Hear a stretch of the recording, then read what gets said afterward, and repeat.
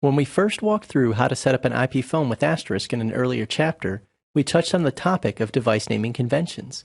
We'll spend some time now giving a more thorough look at that topic. We'll start by talking about the limitations enforced by Asterisk, and then recommend some best practices. Finally, we'll examine several common device naming strategies, looking at strengths and weaknesses of each.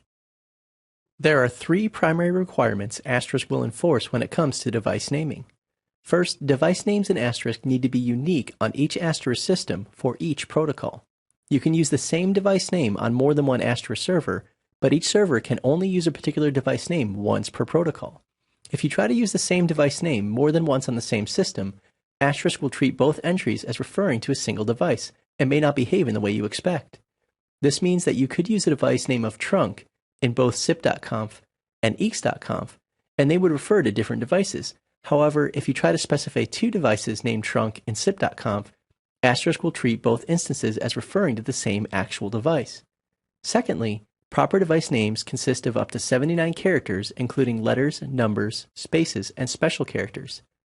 Finally, device names set in Asterisk need to match the name configured on the actual device. Depending on the protocol in use, there may be settings for the channel driver in Asterisk that can override the name set in the section heading. Just remember that in order for authentication to take place, Asterisk and the other device need to match the name and other credentials.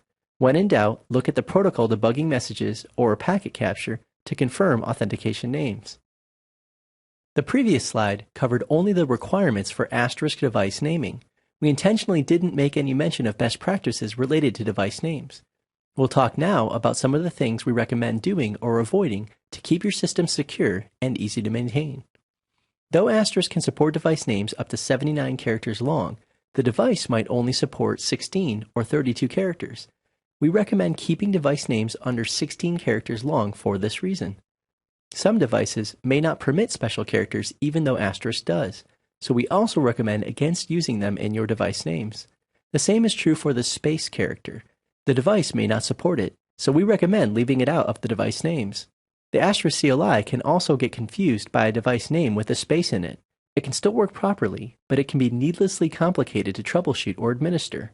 Asterisk treats device configuration for each channel driver or VoIP protocol separately, so it's possible to have the same device name configured for more than one channel driver on the same system.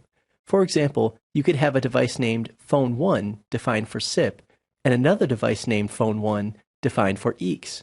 These represent two different devices that have no direct relationship to each other because they're using different protocols. This doesn't confuse Asterisk, but it is likely to confuse an administrator, so we recommend against using the same device name with multiple protocols on the same system. We also recommend against using device names that look confusingly similar. The letter O looks like the digit 0, and the letters I and L can look like the digit 1.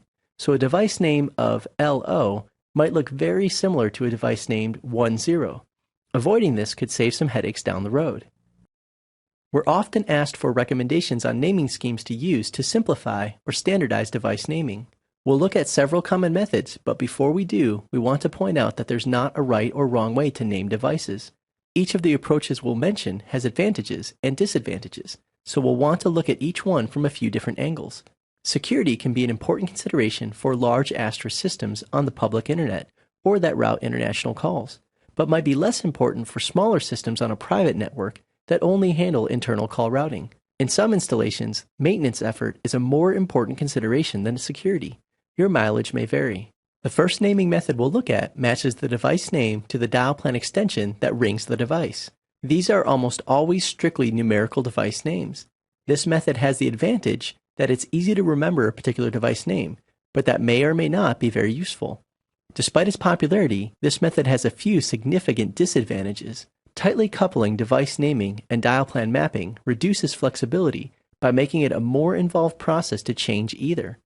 Additionally, this method isn't as secure as some other approaches. It's often easy for a potential attacker to learn someone's extension from a company directory, business card, or other social engineering. If they can infer from the extension the device name of a phone on your system, they can try to brute force guess the password for that device. Decoupling device names from extension names is one way to prevent this, though there are also other ways. Another common naming method is to assign device names based on the name or title of the person using the device, or based on physical location. The phone in Alice's office might be named Alice, while other phones might be named Receptionist or Courtesy Phone. This approach suffers from the same basic disadvantages as mapping device names to dial plan extensions. Security is low because device names can be guessed, and maintenance effort is somewhat high. Device names don't have to be updated every time the dial plan changes, but they do need to change when employees or phones get reassigned. That can be just as bad. A somewhat more secure device naming method uses the device MAC address, basically a serial number for the network interface of the phone or trunk. MAC addresses are harder to guess, but if a potential attacker can get network access or physical access to a phone, you could still be compromised. The maintenance effort when using this method is about as low as possible. If a phone needs to be replaced, you'll have to update Asterisk so it knows the MAC address of the new phone, but you'd probably have to look at the Asterisk configuration when setting up a new phone anyway. Remember that the configuration on the device must match Asterisk's configuration for the device, so the incremental maintenance effort for using this method is minimal. The last naming method we'll discuss involves using a strong password as the device name, as well as its password. Passwords for VoIP devices should always be strong and include a combination of letters, numbers, and valid special characters. This method suggests setting up the username for the device as a secure string that looks like a password as well. Of course, we said earlier that using special characters in the device name is not recommended, and we stand by that. But you can still make a relatively strong username by alternating uppercase and lowercase letters with digits and the underscore and dash characters. This device naming strategy improves security by making it harder for an attacker to brute force their way into unauthorized access. On most systems, if a valid username is known, it's only a matter of time until a password is guessed.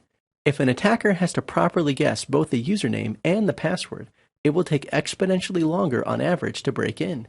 Of course, the username and the password should never be the same string if security is a concern. The security in this naming method relies on both the device name and its password consisting of different strong passwords. Network and physical access can still undermine the security of this method. Some phones have on-screen menus that can be used to display the username, and unencrypted network traffic will show the device name in plain text for SIP and EEX. It's a good idea to disable or password protect the menus on your phones that display the device name. Note that the passwords to access a configuration of a phone via its web interface or LCD screen are usually different than the authentication password the phone will use when registering or making calls. It's worth considering encrypting your VoIP calls, especially if they're routed over the public internet. As we've said, there's no clear right or wrong way to name your VoIP devices. Our goals in this module were to teach you what naming requirements Asterisk enforces, offer some best practices related to device naming, and to introduce several common naming methods. You should now be equipped to decide for yourself the best approach to device naming for your environment. Next, we'll move on to discuss the topic of VoIP registration.